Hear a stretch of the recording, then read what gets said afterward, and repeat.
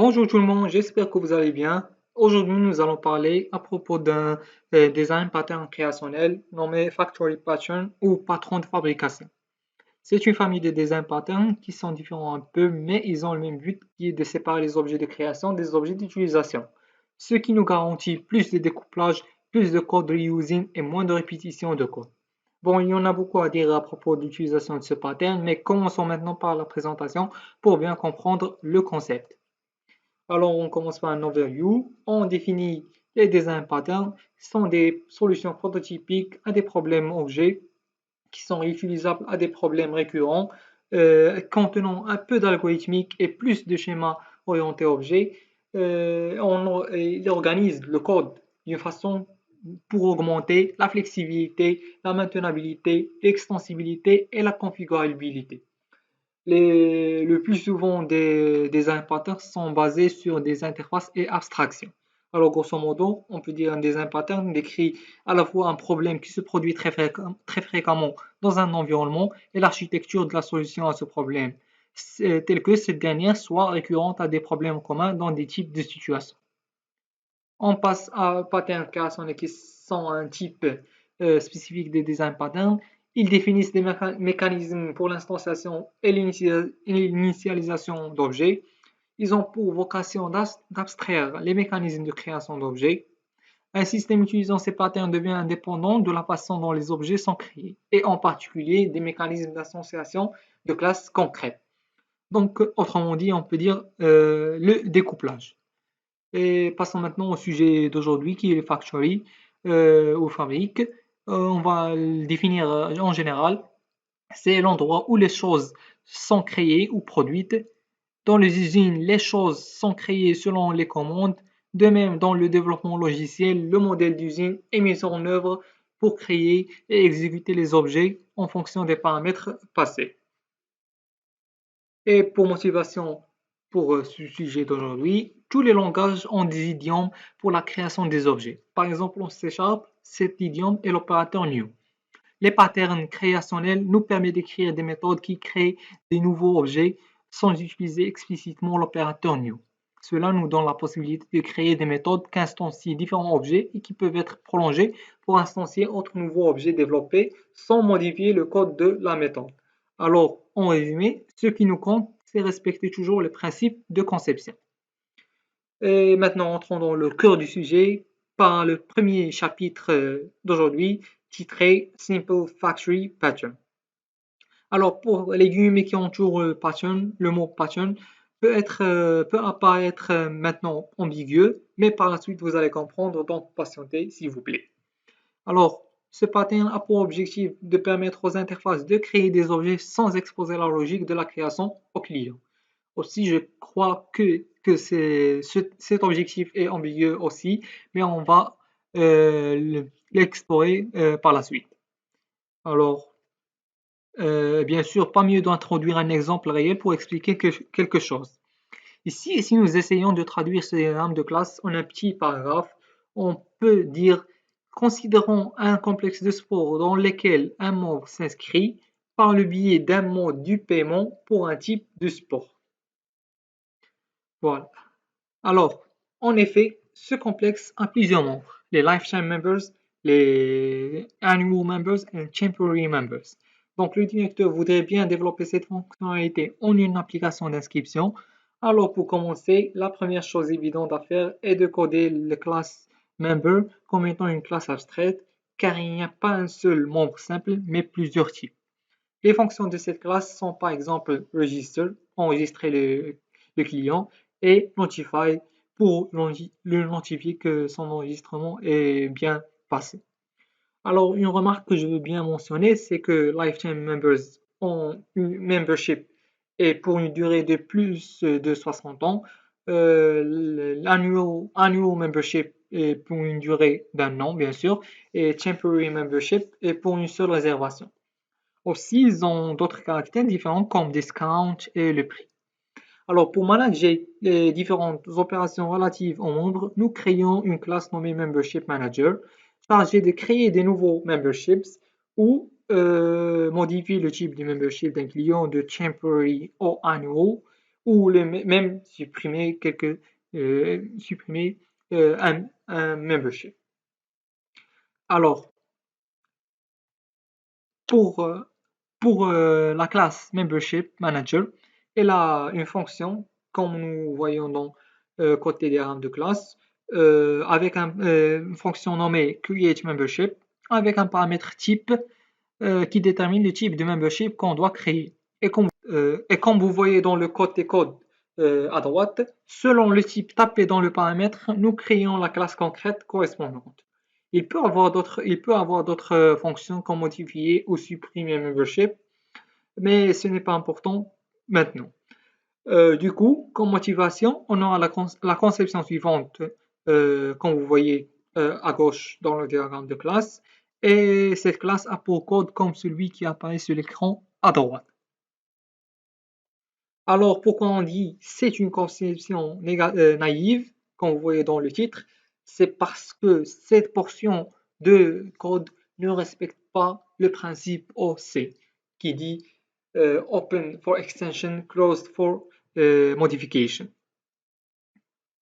Alors, avant de passer à corriger les erreurs et les fautes de ce code, j'aimerais bien vous rappeler de quelques principes de conception. Le premier qui dit encapsuler ce qui varie. Le deuxième dit dépendre des abstractions et non des implémentations, c'est-à-dire utiliser des interfaces et non des instanciations de classes concrètes. Alors, dans cette fonction, ces lignes sont changeables.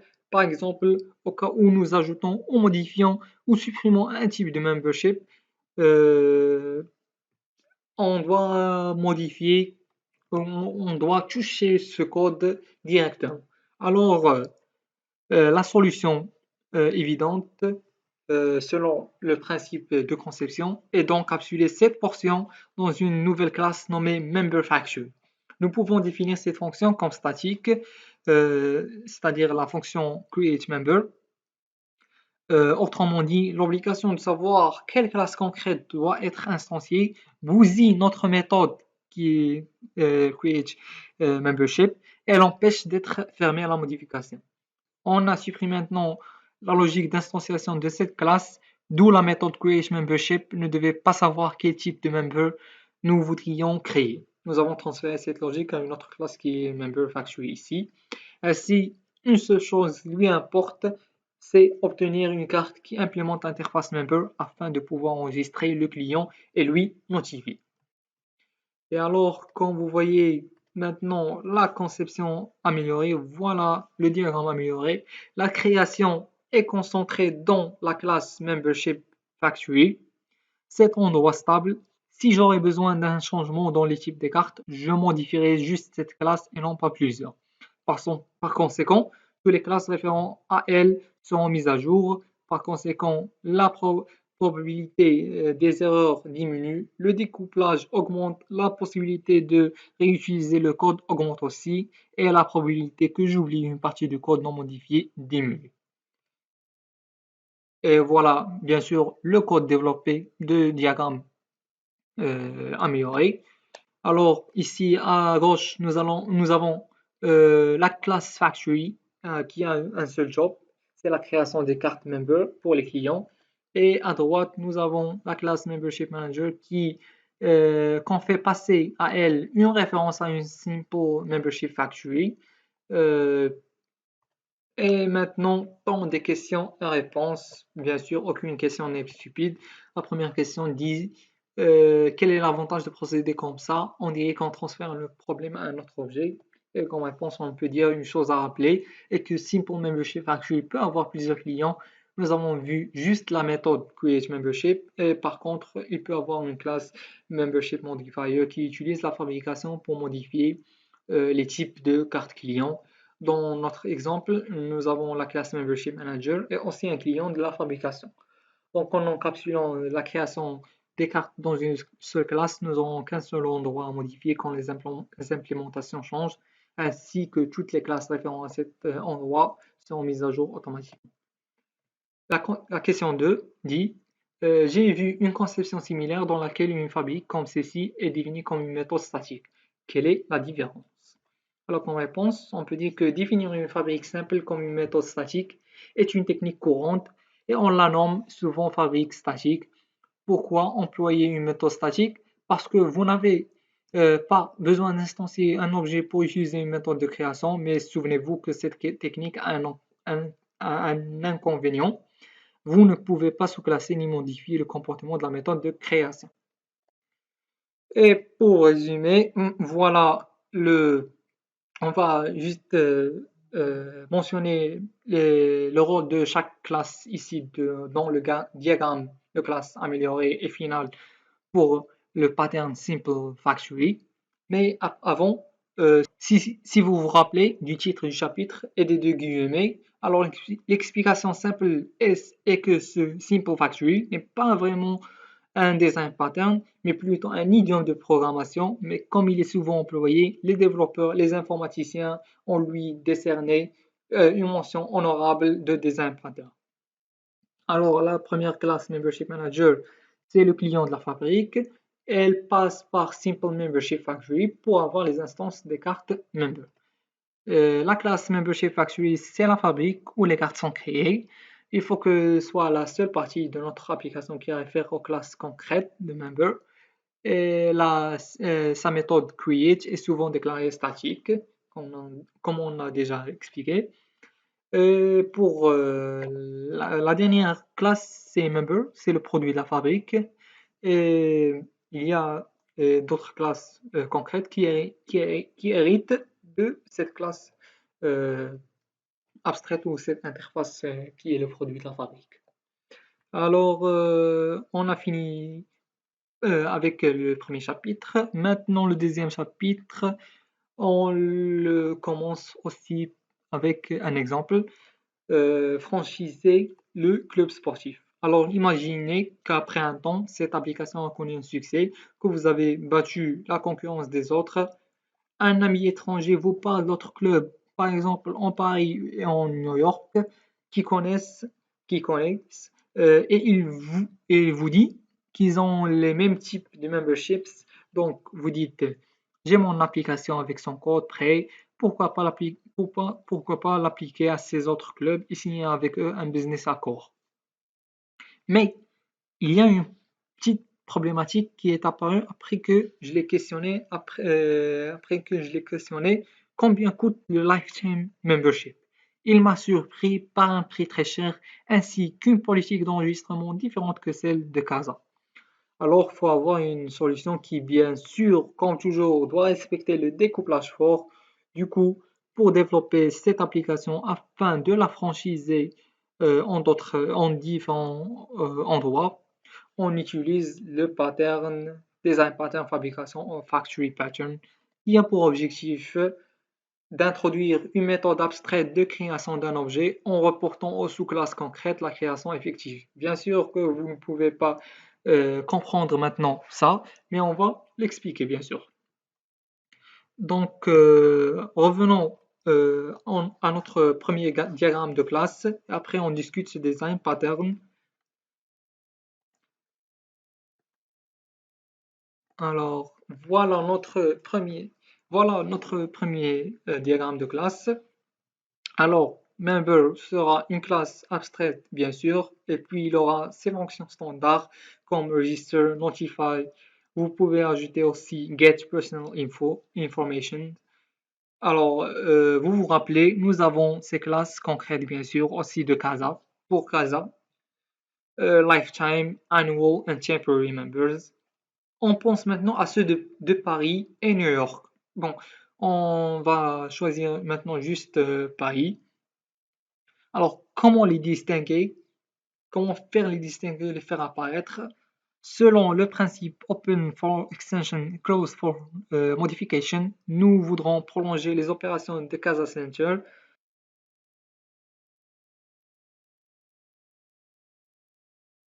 Alors, nous ajoutons d'autres types de members suivant l'endroit des centres club. Et voilà, il nous donne Paris Lifetime Member, Paris Annual Member, Paris Temporary Member. Après, nous avions notre classe Membership Manager, mais cette fois, nous la rendons abstraite et nous créons la méthode Create Membership qui est une classe concrète. Vu que cette classe est abstraite, elle aura sûrement une autre méthode qui est abstraite aussi, appelée createMember avec un argument type. C'est notre méthode fabrique. Alors, cette classe est notre client abstrait qui va consommer les produits et sera hérité bien sûr par trois autres classes car nous avons trois différents centres de sport et puisque cette méthode est abstraite, bien sûr je parle de createMember, elle sera implémentée aussi par nos classes concrètes. Et voilà, nous créons bien sûr pour Casa, nous choisissons pour Casa, on va créer cette classe concrète Casa Membership Manager et l'implémentation de cette classe aura la même logique que notre méthode fabrique précédente avec un changement spécifique concernant les classes concrètes implémentées. Bien sûr, ici, sinon, si par exemple nous modifions Casa par Paris, et ici, nous allons bien sûr, nous allons être obligés à écrire Paris Lifetime Member, ici Paris Annual Member et ici Paris Temporary Member. Alors, si nous complétons tout le diagramme, nous aurons le résultat suivant. Une chose que je dois mentionner, c'est que nous avons laissé la méthode Create Membership comme une méthode concrète, car nous voulons être certains qu'elle est cohérente entre toutes les franchises, c'est-à-dire Casa, Paris, London ou New York, comme vous voulez. Alors que la méthode createMember est bien variante, c'est l'endroit du centre qui décide le style du membership des clients. C'est pour cela qu'elle est abstraite. Et comme résumé de ce pattern, on dit que le patron de conception fabrique définit une interface pour la création d'un objet, laissant aux sous-classes de choix des classes instanciées. Alors, notre interface, c'était pour notre exemple Membership Manager et les sous-classes étaient euh, Casa Membership Manager ou Paris Membership Manager ou London ou New York Membership Manager et ces classes qui instancient les, les, les classes concrètes correspondantes ou pertinentes. Et donc, c'est l'interface qui est responsable de la création des objets, mais le choix du type d'objet est la responsabilité de ces sous-classes. Deuxièmement, on dit que la méthode fabrique permet à une classe de déléguer l'instanciation à ses sous-classes. C'est-à-dire que la classe fabrique est écrite sans savoir actuellement quel produit concret sera instancié. Et voilà le diagramme de classe générale de Factory Pattern. On a la classe Creature ou créateur. C'est la classe abstraite qui introduit la signature de la méthode de fabrique et l'implantation des méthodes qui invoquent la méthode de fabrique. Et puis, on a le créateur concret qui hérite de l'interface créateur ou de la classe abstraite créateur et c'est cette classe qui implante la méthode de fabrique. C'est elle qui est responsable de créer ou d'instancier un produit concret héritant de l'interface product. Ici, je veux ajouter que les domaines d'utilisation de Factory Pattern. On a deux domaines ou deux cas d'utilisation. La première, une classe ne connaît que les classes abstraites des objets avec lesquels elle possède une relation. La deuxième, une classe veut transmettre à ses sous-classes le choix d'implémentation des méthodes profitant du mécanisme de polymorphisme. Et c'est déjà expliqué dans les slides précédents. Ici, je vais citer les avantages et les inconvénients de ce Factory Pattern. Alors, pour les avantages, on a deux. Le code est rendu plus flexible et réutilisable par l'élimination de l'instanciation des classes spécifiques de l'application.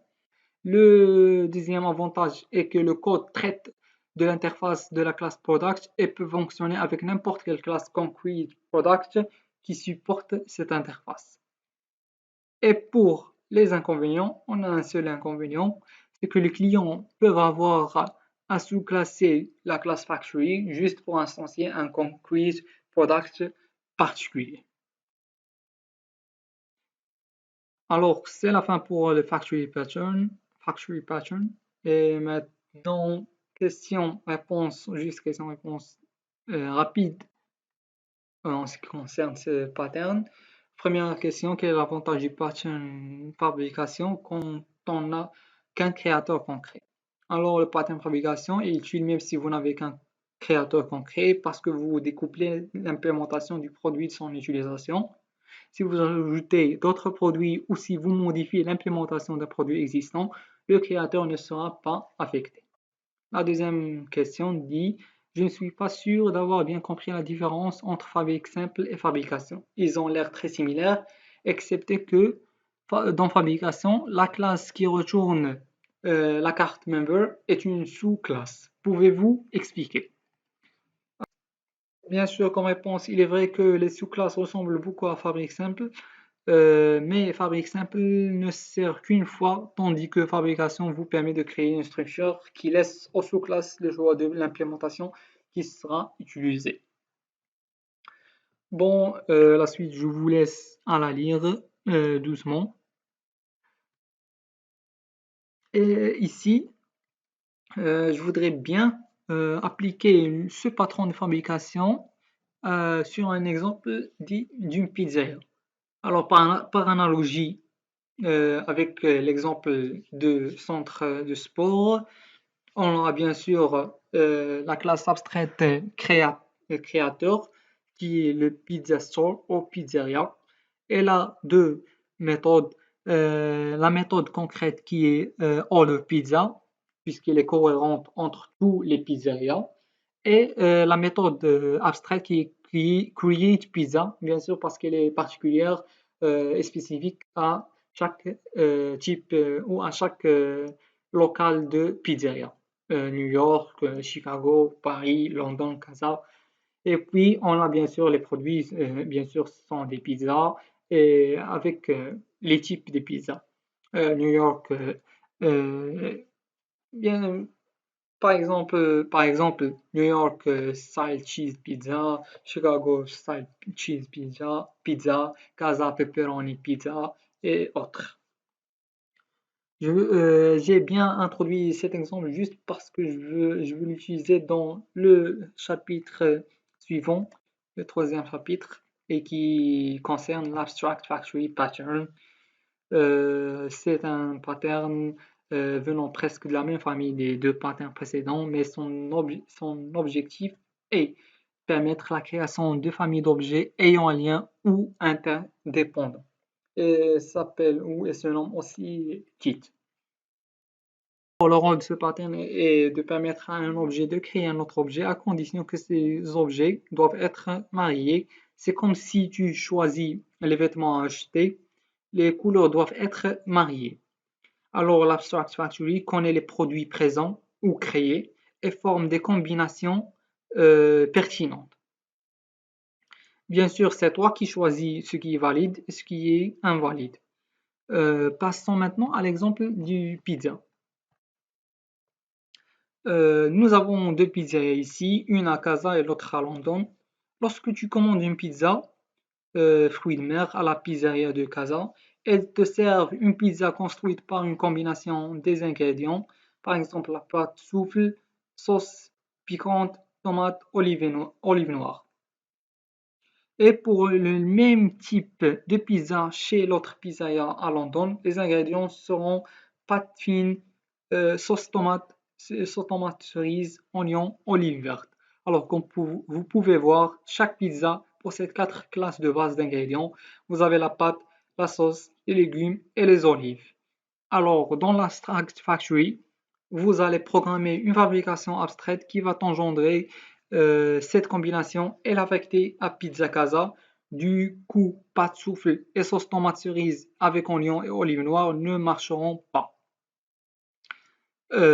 Alors, à vous de coder cela, de dire que la pizzeria Casa serve aux clients cette combinaison, rien d'autre. Alors, un peu de théorie maintenant avant d'afficher le diagramme de classe de ce pattern. Comme définition, le pattern fabrique abstraite fournit une interface pour créer des familles d'objets apparentés ou dépendants sans avoir à spécifier leur classe concrète. Les cas d'utilisation de ce pattern, on a en premier, un système doit être indépendant de la manière dont ses produits sont créés, composés et représentés. Deuxièmement, une classe ne peut pas anticiper la classe d'objet qu'elle doit créer. Troisièmement, un système ne doit utiliser qu'une seule des familles de produits.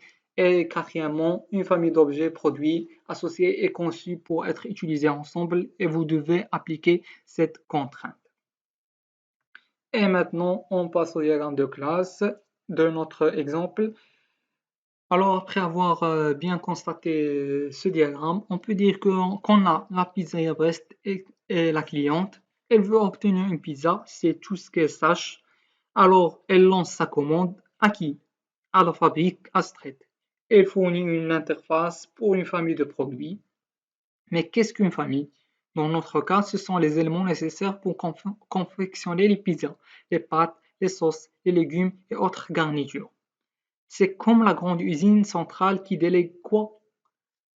Elle délègue les fabriques réelles. Dans le code écrit, nous découplons l'interface de la fabrique réelle qui est chargée d'instancier les produits concrets destinés à différents contextes, différentes régions et différents systèmes. Et grâce au découplage, on peut substituer différentes fabriques pour obtenir différents comportements. Par exemple, ajouter d'autres fabriques de Paris. Et en fin de compte, le code client reste constant. Et bien sûr, nous allons clôturer ce pattern par le diagramme de classe générale. Et bien sûr, après bien avoir constaté ce diagramme aussi, on peut dire qu'on a la classe Abstract Factory. Elle définit l'interface des méthodes de création. Il y a aussi la fabrique concrète 1 et 2 qui implémente cette interface et instancie la classe concrète appropriée. On a le produit abstrait qui définit l'interface d'un type d'objet instancié et le client qui fait appel à une fabrique pour obtenir une nouvelle instance d'Abstract Product. L'instanciation est transparente pour la partie cliente, elle manipule un produit abstrait. Ici, je voudrais bien ajouter une note concernant la différence entre Abstract Factory et Factory Method, le deuxième pattern. Alors, le modèle Abstract Factory est très similaire au modèle Factory Method. Une différence entre les deux est que le modèle Abstract Factory, une classe délègue la responsabilité de l'instanciation d'objets à un autre objet via la composition, tandis que le modèle de méthode Factory utilise l'héritage et s'appuie sur une sous-classe pour gérer l'instanciation d'objets souhaités. En fait, l'objet délégué utilise fréquemment des méthodes de fabrique pour effectuer l'instanciation. Et après cette présentation, j'espère que l'ambiguïté a disparu et que tout est clair comme le soleil. Et bon, comme résumé global, afin de clôturer cette présentation, nous avons trois types de Factory Patterns. Le premier, Simple Factory, est utilisé quand vous avez une seule famille d'objets. Le deuxième, Factory Method, est utilisé quand vous avez plusieurs familles d'objets. Et le troisième, le dernier, qui est Abstract Factory, est utilisé quand vous avez différentes familles des composants d'objets. Et bien sûr, nous avons terminé notre présentation d'aujourd'hui à propos de du Factory Pattern. Je vous remercie pour votre attention. Je vous souhaite un très bon courage. Merci.